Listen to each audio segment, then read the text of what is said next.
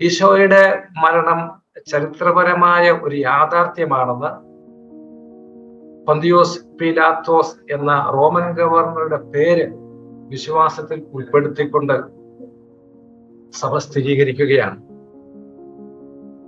ഈശോയുടെ മരണത്തിന്റെ പൂർണ്ണ ഉത്തരവാദിത്വം യഹൂദർക്കാണ് എന്നാണ് സുവിശേഷങ്ങൾ തെളിഞ്ഞു കാണുന്നത്. യഹൂദരുടെ അസൂയയും ഭയവുമാണ് ഈശോയെ കുരിശിലേറ്റാൻ വഴിതെളിച്ചത്. സുവിശേഷങ്ങളിൽ പീലാത്തോസ് നിഷ്കളങ്കനും നിസ്സഹായനുമായിട്ടാണ് കാണപ്പെടുക.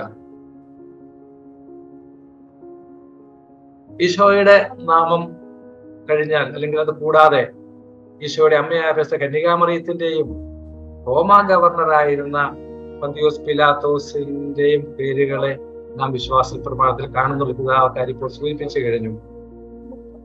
കന്യകാമറിയത്തിന്റെ നാമം രക്ഷാകര ചരിത്രത്തിലെ മറിയത്തിന്റെ പ്രത്യേക സ്ഥാനം മൂലമാണ് എന്ന് നമുക്കറിയാം. എന്നാൽ അന്നത്തെ റോമൻ ഗവർണറുടെ പേര് വിശ്വാസ പ്രമാണത്തിൽ കടന്നു വന്നത് വിചിത്രമായിട്ട് കാണുന്നവരും എന്തുകൊണ്ട് എന്ന് ചോദിക്കുന്ന പലരുമുണ്ട്. ചരിത്രത്തിലൂടെ കടന്നു പോകുമ്പോൾ സഭയുടെ വിശ്വാസ പ്രമാണത്തിന്റെ ആദ്യ രൂപങ്ങളിൽ 2-ാം നൂറ്റാണ്ടില് ഈ നാമം കാണുന്നുണ്ട്. കാരണം പിന്നീട് കൂടിച്ചേർത്തല്ല, ആദ്യകാലത്ത് തന്നെ. കാരണം വിശ്വാസ പ്രമാണം പല സ്റ്റേജസിലൂടെ കടന്നാണ് ഇപ്പോഴത്തെ രൂപത്തിലെത്തിയത്. അതിന് നീണ്ട ചരിത്രമുണ്ട്. അപ്പോൾ ആദ്യം തന്നെ പൊന്തിയോസ് പീലാത്തോസിന്റെ പേര് സൂചിപ്പിക്കുന്നുണ്ട്. ഈശോ മിശിഹ മരിച്ചു എന്നതൊരു വിശ്വാസ വിഷയം മാത്രമല്ല, ചരിത്ര യാഥാർത്ഥ്യം കൂടിയാണെന്നും ചരിത്ര യാഥാർത്ഥ്യം എന്ന നിലയിലാണ് വിശ്വാസ വിഷയമായിരിക്കുന്നതെന്നും വ്യക്തമാക്കുവാൻ പൊന്തിയോസ് പീലാത്തോസ് എന്ന ന്യായാധിപന്റെ പേരുകൂടി വിശ്വാസ പ്രമാണത്തിൽ ചേർത്ത് വെച്ചിരിക്കുകയാണ്. അപ്പോൾ വിശ്വാസ സത്യമാണ്, അതേസമയം ഒരു ചരിത്ര യാഥാർത്ഥ്യം കൂടി ആണ് എന്ന് കാണിക്കാൻ വേണ്ടി. ഈശോയുടെ കുരിശുമരണവും ഉത്ഥാനവും ഒരു ആശയമല്ല, ഒരു വാർത്തയാണ്, തത്വജ്ഞാനമല്ല, ഒരു ചരിത്ര സംഭവമാണ് എന്ന് ഇത് വ്യക്തമാക്കി തരികയാണ്.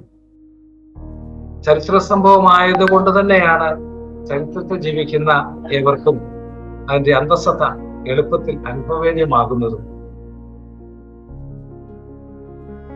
രണ്ടാമത്തെ പോയിന്റ്, പൊന്തിയോസ് പീലാത്തോസ് എന്ന വ്യക്തിയെ കുറിച്ച് ഒരു ചെറിയ പാരഗ്രാഫ് കാണുകയാണ്. യൂദയ പ്രവിശ്യയുടെ 5-ാമത്തെ റോമൻ ഗവർണർ ആയിരുന്നു പൊന്തിയോസ് പീലാത്തോസ്. AD 26 മുതൽ 36 വരെ അദ്ദേഹം ഭരണം നടത്തി. കേസറിയായിലും ജെറൂസലത്തും അദ്ദേഹത്തിന് അരമനകൾ ഉണ്ടായിരുന്നു. പ്രത്തോറിയം എന്നാണ് അവ അറിയപ്പെട്ടിരുന്നത്. പീലാത്തോസിന് യൂദയ കൂടാതെ സമാറിയ, ഇദുമയ എന്നീ പ്രദേശങ്ങളുടെ മേൽ അധികാരമുണ്ടായിരുന്നു. യഹൂദരുടെ വിരോധിയും ക്രൂരതയുടെ അവതാരവുമായിട്ടാണ് അദ്ദേഹത്തെ ഫ്ലാവിയൂസ് ജോസഫും ടസിറ്റസും ചരിത്രകാരന്മാർ അവതരിപ്പിച്ചിരിക്കുന്നു. പീലാത്തോസിനെ പറ്റി സുവിശേഷങ്ങളിൽ പലയിടത്തും കാണാം. യഹൂദരെ കൂട്ടക്കൊല നടത്തിയതും ഗലീലിയക്കാരായ ഏതാനും പേരുടെ ബലികളിൽ അവരുടെ രക്തം കൂടി കലർത്തിയതും സുവിശേഷങ്ങളിൽ പരാമർശിക്കുന്നുണ്ട്. ലൂക്കായുടെ സുവിശേഷം 13-ാമത്തെ അധ്യായത്തിൽ. പീലാത്തോസിനെ കുറിച്ച് കൂടുതൽ വിവരങ്ങൾ സുവിശേഷങ്ങളിൽ രേഖപ്പെടുത്തിയിരിക്കുന്നത് ഈശോയുടെ മരണവുമായിട്ട് ബന്ധപ്പെടുത്തിയുമാണ്. ഈശോയെ വിചാരണ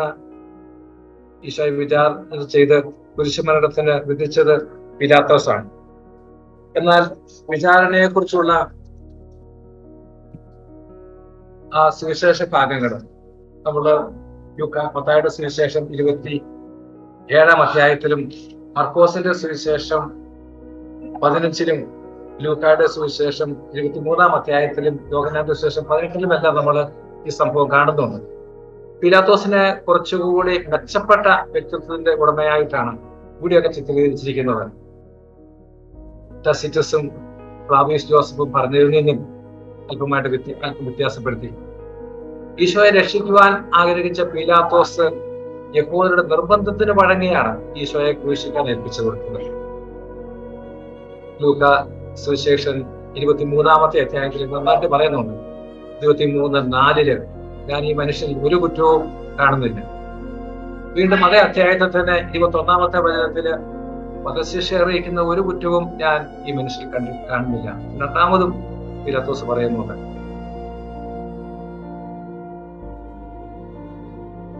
റോമൻ പ്രതിനിധിയായിരുന്ന വിത്തേലിയൂസ് ആണ് AD 36 പീലാത്തോസിനെ സ്ഥാനഭ്രഷ്ടനാക്കുന്നത്.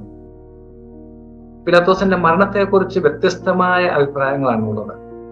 കലിഗുളയുടെ കാലത്ത്, റോമൻ ചക്രവർത്തി കലിഗുളയുടെ കാലത്ത് അദ്ദേഹം ആത്മഹത്യ ചെയ്തെന്നും അങ്ങനെയല്ല നീറോ ചക്രവർത്തിയുടെ കാലത്ത് ശിരച്ഛേദം ചെയ്യപ്പെട്ടുവെന്നും പറയപ്പെടുന്നുണ്ട്.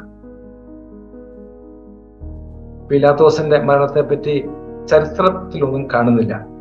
എങ്കിലും പല കെട്ടുകഥകളും ഐതിഹ്യങ്ങളുമുണ്ട്. പീലാത്തോസ് ജീവിതാന്ത്യത്തിൽ ക്രിസ്തുമതം സ്വീകരിച്ചു എന്ന് പറയുന്നവരുണ്ട്. പീലാത്തോസിന്റെ ഭാര്യ വിശുദ്ധയായതായും ക്രൈസ്തവ ഐതിഹ്യമുണ്ട്. കാരണം മത്തായിയുടെ സുവിശേഷം 27:19 പീലാത്തോസിന്റെ ഭാര്യ പീലാത്തോസിന്റെ അടുത്ത് ആജ്ഞ അയക്കുന്നുണ്ട്. അവന്റെ പീലാത്തോസിന്റെ അടുത്ത് ആളയച്ച് പറയുന്നുണ്ട്, ആ നീതിമാന്റെ കാര്യത്തിൽ ഇടപെടരുത്, അവൻ മൂലം സ്വപ്നത്തിൽ ഞാൻ വളരെ ക്ലേശം അനുഭവിച്ചു എന്നൊക്കെ പറയുന്നതിൽ നിന്നും ആ സ്ത്രീ ക്രിസ്ത്യാനിയായി എന്ന് ചിന്തിക്കുന്നവരുണ്ട്. രണ്ടാമത്തെ പോയിന്റ് ഈശോയുടെ മരണമാണ്. ചരിത്ര സംഭവമായ ഈശോയുടെ മരണം പന്തിയോസ് പീലാത്തോസിന്റെ കാലത്ത് സംഭവിച്ചത്. ഈശോ പീഡകൾ സഹിക്കുകയും മരിക്കുകയും സ്ലീവായിൽ തറയ്ക്കപ്പെടുകയും സംസ്കരിക്കപ്പെടുകയും ചെയ്തു നമ്മൾ വിശ്വാസ പ്രമാണത്തിൽ ചൊല്ലുന്നു. വിശ്വാസ പ്രമാണത്തിലൂടെ ദൈവത്തിന്റെ രക്ഷാകര പദ്ധതി നാം പ്രഘോഷിക്കുകയാണല്ലോ. അതായത് ഈശോ കുരിശിൽ തറയ്ക്കപ്പെട്ട് കഠിനമായ യാതനകൾ സഹിച്ച് മരിച്ച് സംസ്കരിക്കപ്പെട്ടു എന്ന്. അപ്പസ്തോലന്മാരുടെ പ്രഘോഷണത്തിന്റെ കാതലും ഇത് തന്നെയാണെന്ന് നമുക്കറിയാം. മിശിഹായുടെ പെസഹ രഹസ്യങ്ങളും ഉയർപ്പുമാണല്ലോ സഭയുടെ പ്രഘോഷണത്തിന്റെ കേന്ദ്രബിന്ദു.